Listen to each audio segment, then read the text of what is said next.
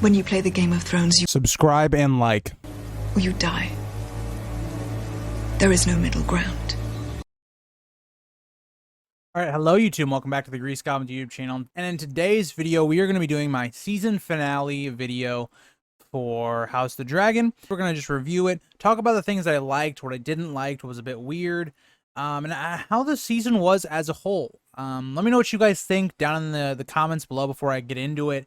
What did you guys think? Give me a rating, 1 out of 10. And kind of tell me a little bit why. What things stood out to you that you liked and didn't like. But before we get further into the video, if you guys like to like, subscribe, and comment, please do. It helps channel grow people that might like this content as well. And let's get into it. So I want to start off by saying the last few weeks I have pointed out a lot of negative in the show. I want to take a step back and really look at my ratings through the whole season, giving you every single episode's rating and giving you my straight up rating at the beginning of the video, because I think it's a very positive rating, and I think it's very fair, which is something I think a lot of people won't do at times. They're very excited about the show, and they should be, but I think this is a fair ranking from me, and let's get through it. So let's start. Episode 1 was a bit of a slower episode. It was an episode where we kind of were introducing our plot and our characters, and it did a fairly good job of that. I gave episode 1 an 8. I think it was a solid start and was fine. Episode 2 was tied for my highest rating of the show. I had it at a 9 out of 10.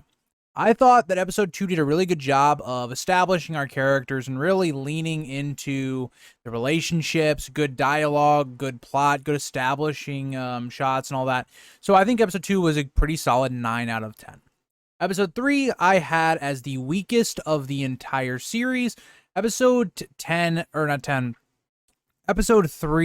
was a 7 out of 10 for me. It really did not do a good job of showing the War of the Stepstones, and this episode really got its rating because of the last 10 to 15 minutes, where it was just Daemon, and he just had a lot of plot armor.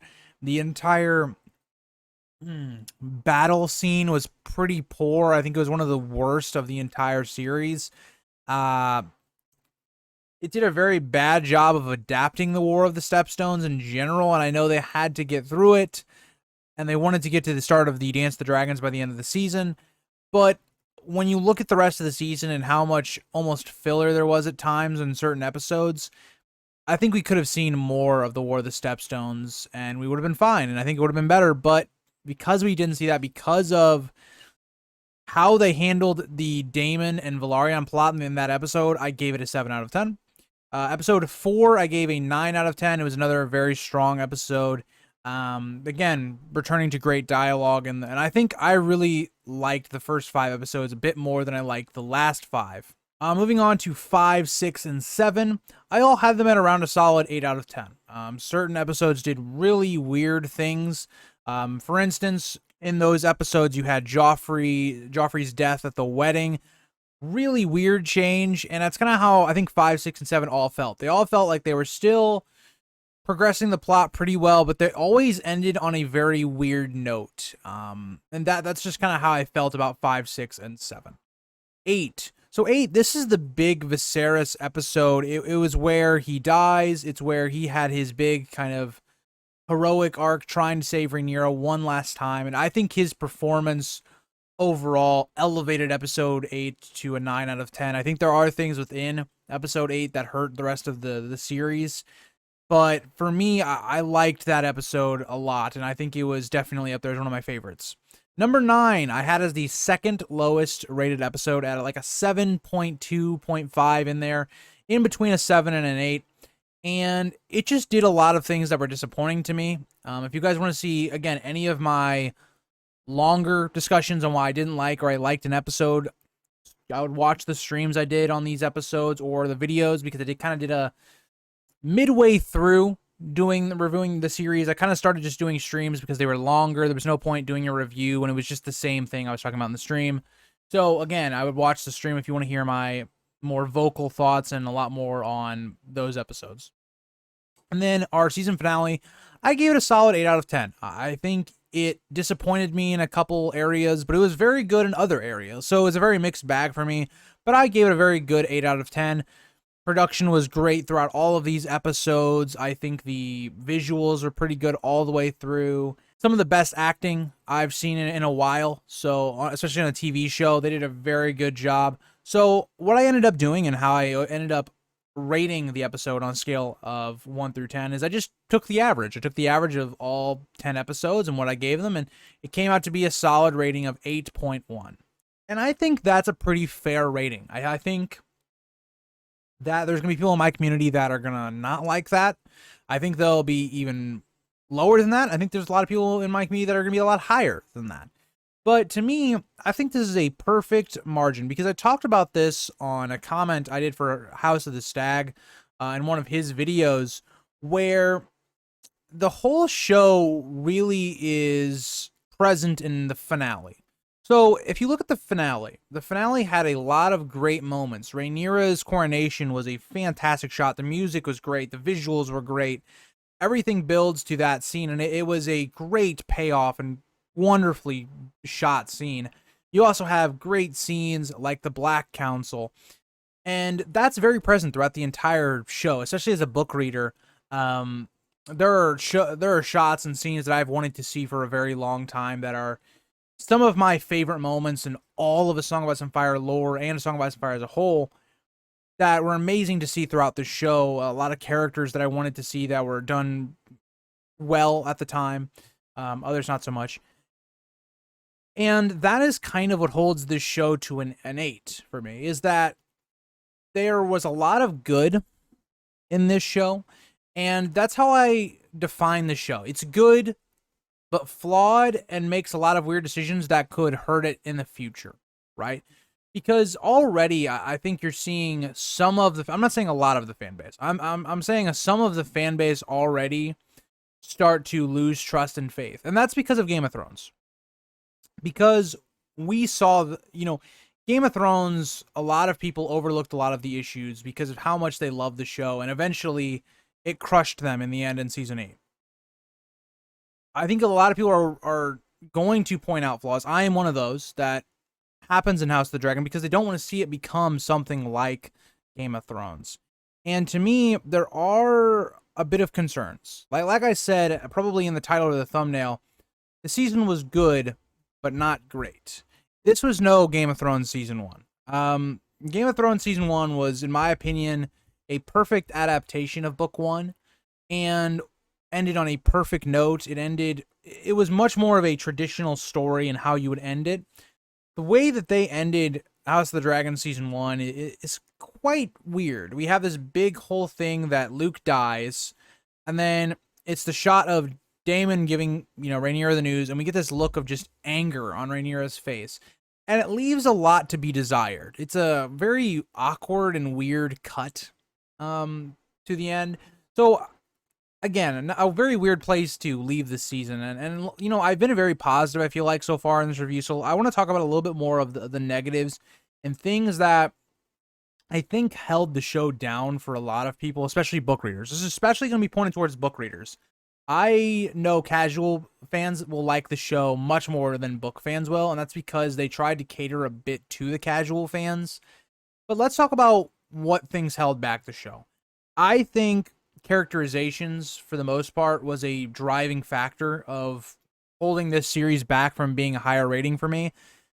I've talked about this in my worst changes or best and worst changes video that came out on Tuesday. I would check that video out if you haven't. I thought it was a pretty good video. Where Daemon Targaryen is a character that is just weirdly cut together. We know this because the directors, and we've gotten background images, that there have been scenes that are showing more of a humanized and human version of Daemon. For instance, in the finale, there's multiple shots that were of like Daemon crying on the beach and showing more of his emotion. We don't really see that. We see like a little bit of it, and then it gets edited out and we cut it.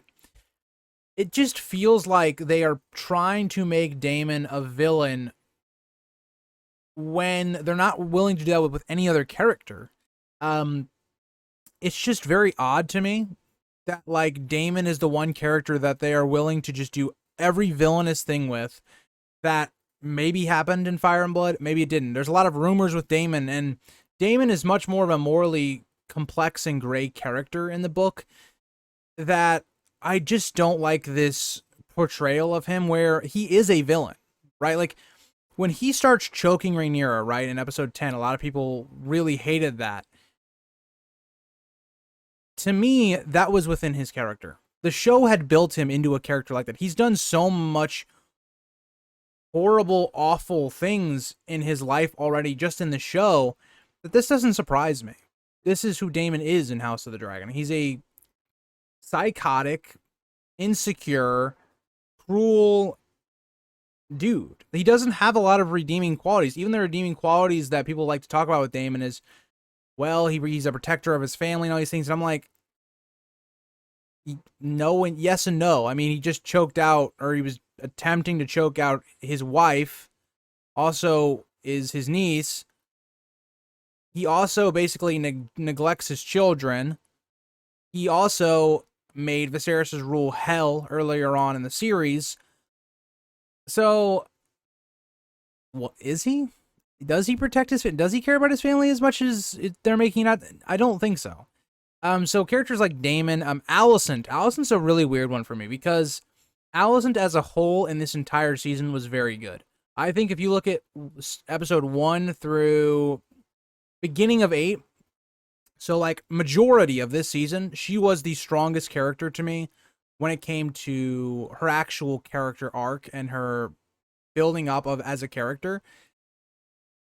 And to me, they really just use her now as more of a plot device. She's more of a flip-flops from here and there. Her motivations are very scattered and all over the place at times. At one point, she's willing to kill a bunch of people that may or may not be involved in spying on her. And she just orders to kill them like that. She's dealing with someone like Clubfoot. But then you also see her like not willing to put Aegon on the throne and do all these other things. She's a character that very much is weird to judge because her actions are so spontaneous that you almost can't predict what she's going to do at times, and not in a good way, not in a Littlefinger way. Like her character is very flawed type of way, and that can kind of be put on to a lot of characters, that there's a kind of a whitewashing. A lot of people have used this term of whitewashing because a lot of characters in this show don't feel as complex as they do in Fire and Blood. So, for instance, they're trying to build up this whole thing because it's a marketing thing, right?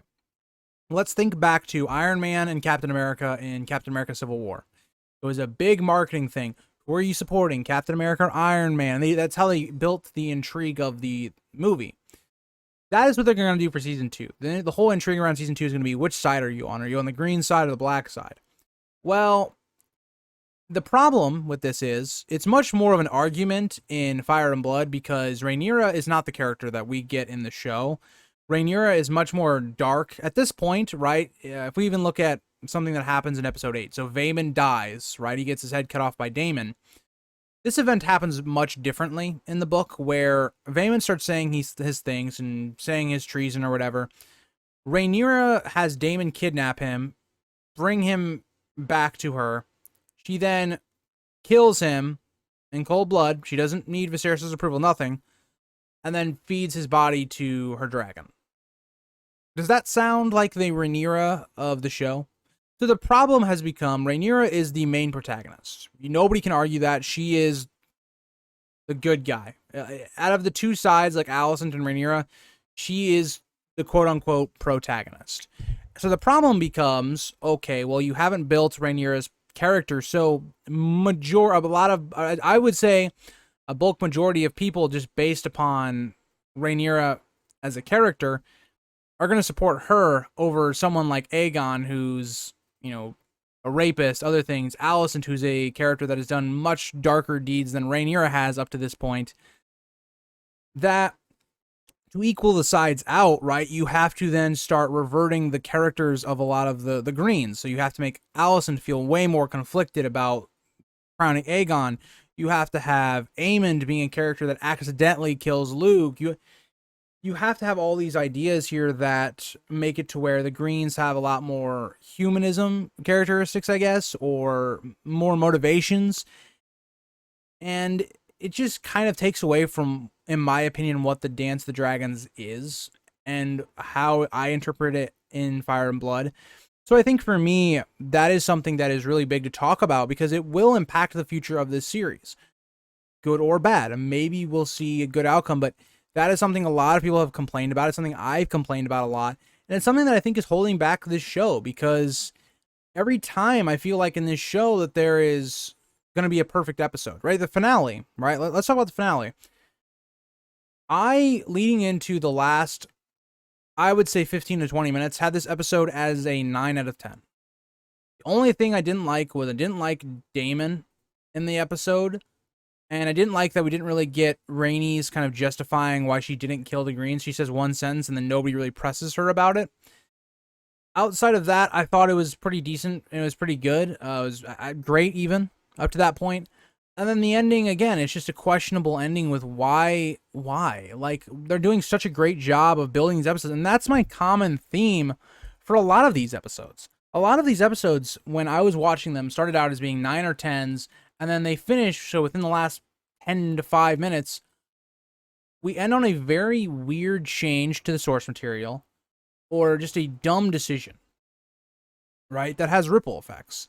And to me, it's something that I hope changes in the next couple episodes because, or the next season, right? Let me not say the next couple episodes because it's going to slow down. It is.